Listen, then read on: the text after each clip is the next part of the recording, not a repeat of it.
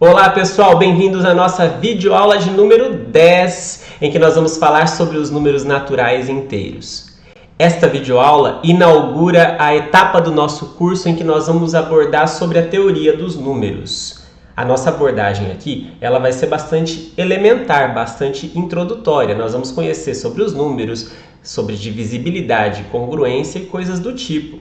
Isso já nos dá a possibilidade, inclusive, de lidar com problemas bem legais quando a gente mexe com os números aqui entendidos como os números inteiros, principalmente, tá? E tem algumas coisas muito interessantes para a gente realmente resolver como exercícios, para a gente entender e tudo mais no mundo dos inteiros.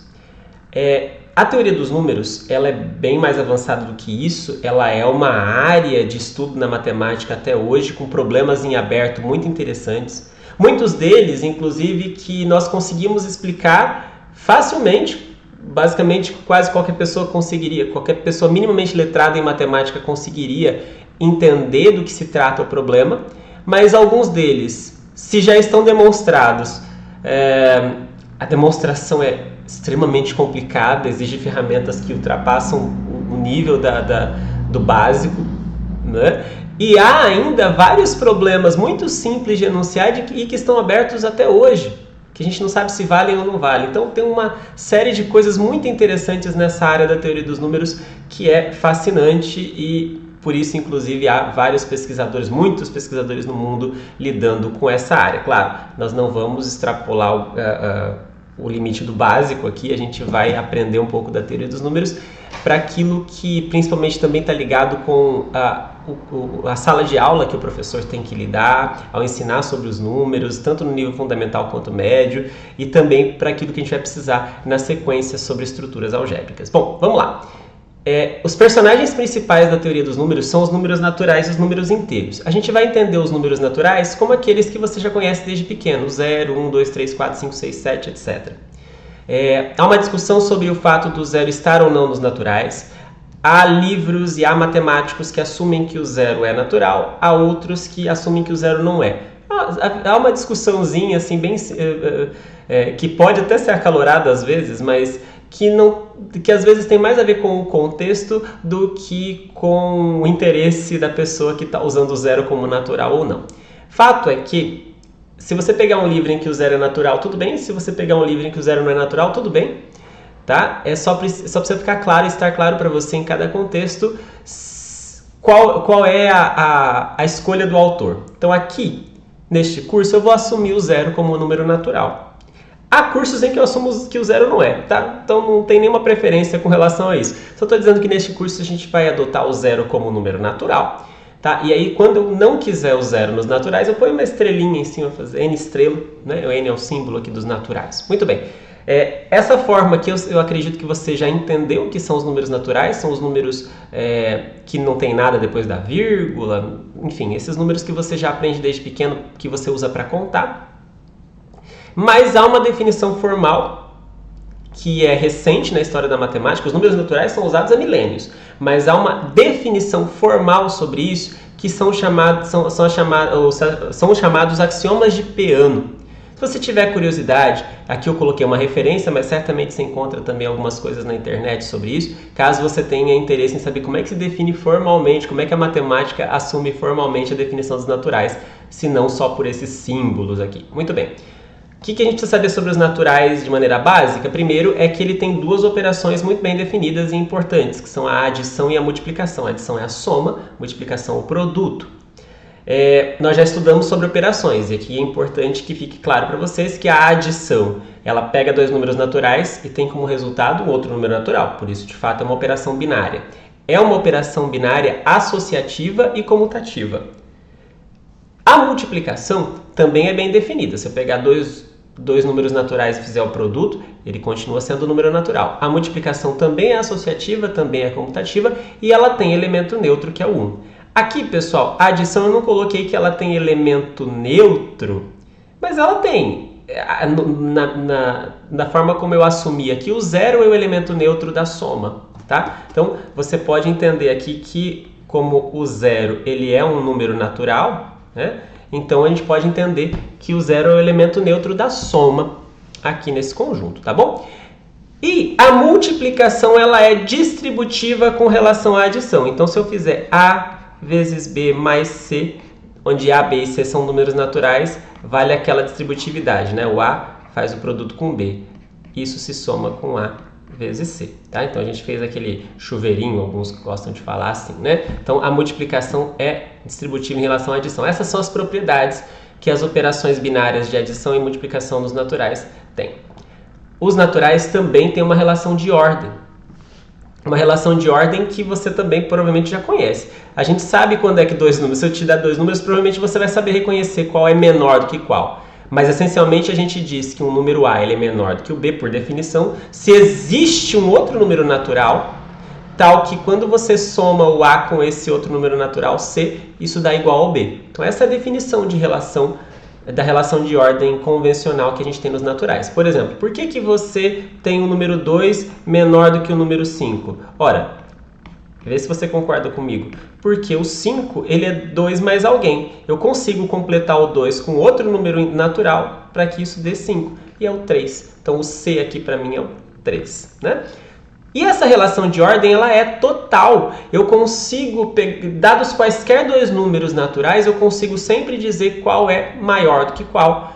Então, se eu pegar 1 milhão e, sei lá, 20 milhões, eu sei que 20 milhões é maior do que 1 milhão. Sempre dá para colocar um maior do que o outro. O 0 menor do que 1, menor do que 2, assim por diante. Tá bom? E aí, então, nós podemos ir para os números inteiros. Os números inteiros acrescentam aos naturais os números negativos. Então, nos naturais a gente tinha aqui, daqui para frente, né? O 0, 1, 2, 3, 4, assim por diante. Agora a gente acrescenta os negativos. Menos 0 é o próprio 0, a gente não tem que adicionar nada, mas quem é o número negativo do 1 é o menos 1, o menos 2 do 2, o menos 3 do 3, o menos 4 do 4 e assim por diante. Notem que o que a gente está fazendo aqui é adicionar aos naturais, para se tornarem os inteiros, esses números da forma menos A, em que o A é um natural. E aí, isso é definido para que a gente tenha a simetria que não havia nos naturais para a soma. Então, nos naturais, não tinha como eu pegar um número e somar com outro e fazer dar zero. Exceto pelo próprio zero, nenhum outro número, eu tenho um outro nos naturais que soma-se com ele para dar zero. Por exemplo, 2. Quem que eu somo com 2 para dar zero? Não tinha nos naturais. E aí a gente cria os inteiros para que isso aconteça. Então, se eu tiver o 2, nos inteiros existe alguém que eu somo com ele e que faz dar zero? Sim, o menos 2. Então, os inteiros eles nascem para responder essa problemática. Para tirar alguma coisa de outro número e dar o elemento neutro, né? Então, esse é o conjunto dos inteiros. O zero, aqui não tem polêmica sobre o zero é sempre inteiro, né? Muito bem. Então, isso é o conjunto dos números inteiros. O que tem nos inteiros? Em termos de operação binária, adição e multiplicação também são bem definidas. A adição, ela é associativa, ela é comutativa, como nós já falamos, ela tem elemento neutro que é o zero. E agora, essa é a novidade dos inteiros com relação aos naturais. Todo elemento tem um oposto. O oposto aqui é o simétrico, tá? Para quando a gente fala de soma, o elemento simétrico a gente pode chamar de oposto. Então aqui essa é a grande novidade. De novo, dado qualquer elemento, sempre existe o menos ele, que quando você soma dá zero. E esse menos ele pertence aos inteiros.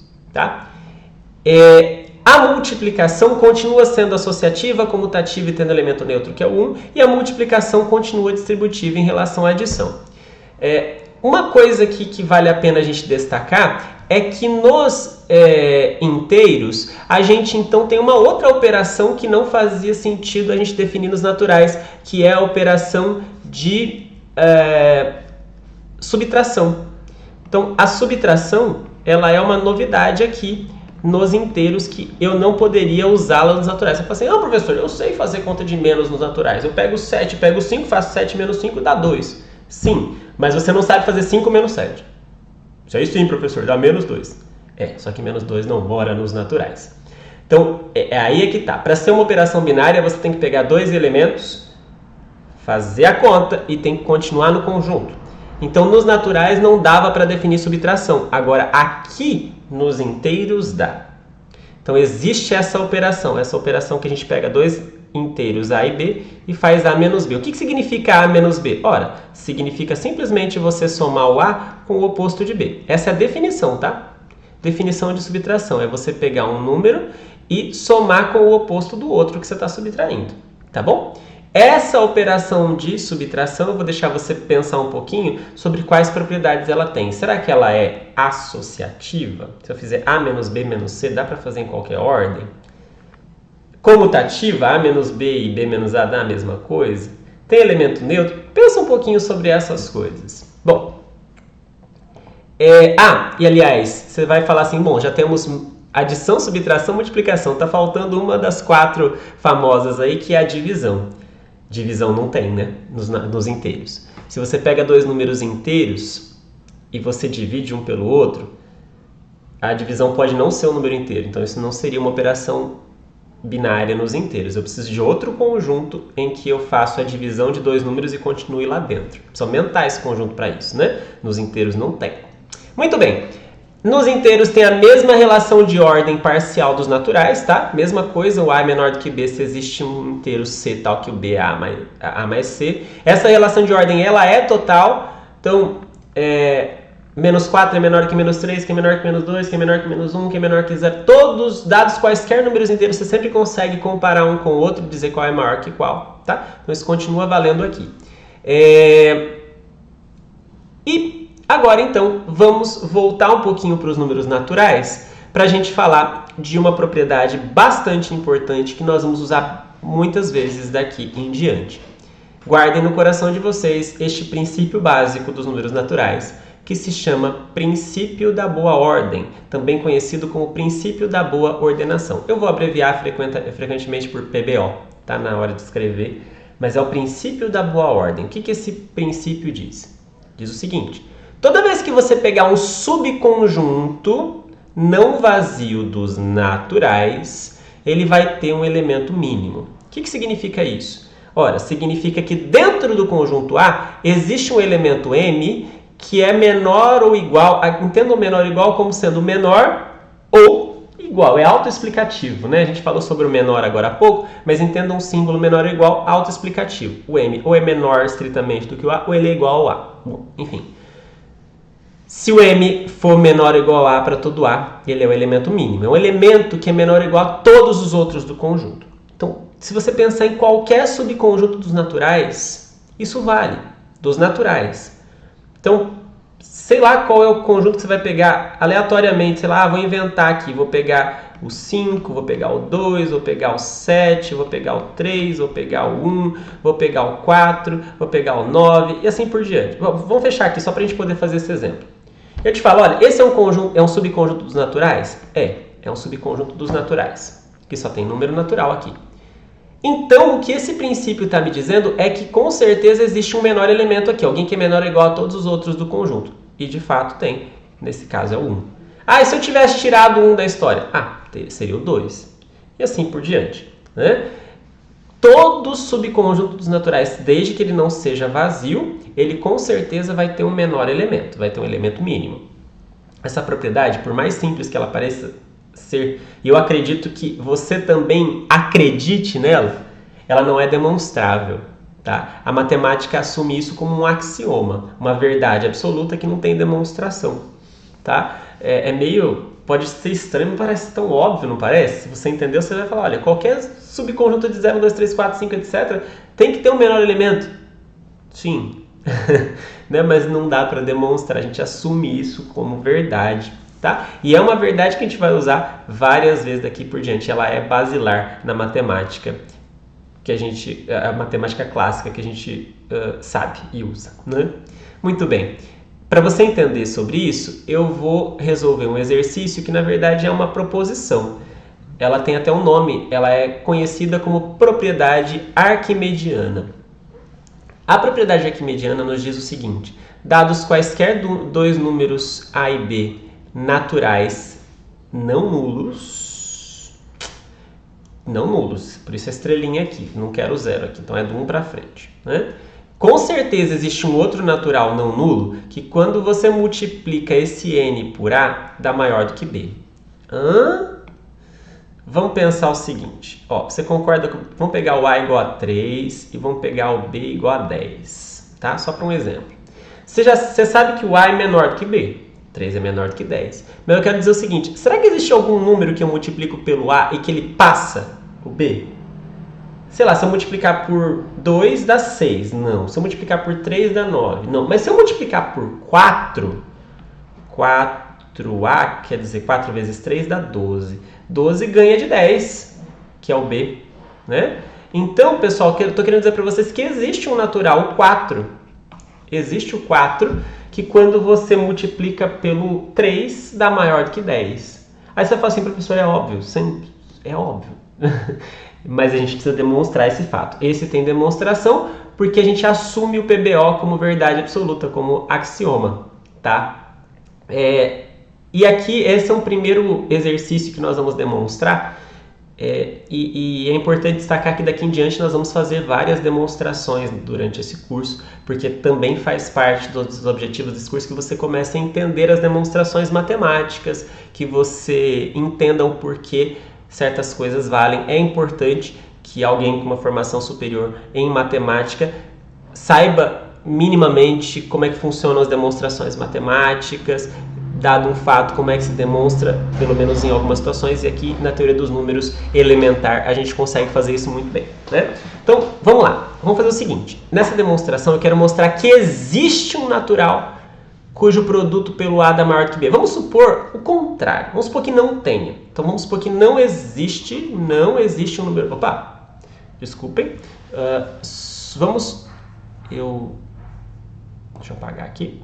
Vamos supor que não existe um número n, que n vezes a é maior que b. Ou seja, dizer isso é a mesma coisa que dizer que, dado qualquer natural, quando a gente faz o produto de n por a, dá menor ou igual a b. Concorda? Se não existe nenhum que n vezes a dá maior que b, então todos fazem com que a outra desigualdade seja válida. A é menor ou igual a b. Esse princípio de que só tem maior, menor ou igual é o que a gente chama de tricotomia na matemática. Então, o NA não é maior do que b para nenhum natural, quer dizer, então, para todos os naturais, NA é menor ou igual a b. Concorda? Muito bem. Só reorganizando isso, pessoal, se eu jogar o NA para o outro lado, negativo, ou seja, se eu somar o oposto ao NA do outro lado, isso daqui dá pra gente a informação de que B menos NA é maior ou igual a zero para todo natural, de acordo? Muito bem. Então, se eu criar o conjunto de todos os números da forma B menos NA com N nos naturais, esse conjunto, ele é um conjunto de números positivos, inteiros, ou seja, ele está nos naturais. Isso aqui está dentro dos naturais. Por exemplo, aqui, pessoal, notem que é o conjunto S, nesse exemplo que eu estava dando aqui para vocês. Ó, B menos N vezes A. O B é 10 e o N vai ficar variando e o A é 3. Então, pensa comigo. 10 menos 1 vez 3. 10 menos 1 vez 3 é 7. Agora, vamos trocar o N por 2. 10 menos 2 vezes 3. 10 menos 6, 4. De novo. 10 menos 3 vezes 3. 10 menos 9. 1.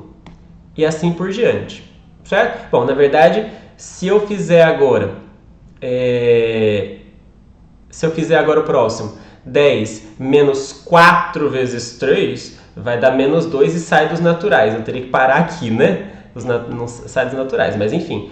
Com certeza, é que na verdade a gente já sabe que essa afirmação aqui de cima ela é falsa nesse nosso exemplo, mas eu estou assumindo que seja verdadeira, que todo B menos A é positivo, então aqui na verdade seria um conjunto infinito. Fato é que esse conjunto é não vazio.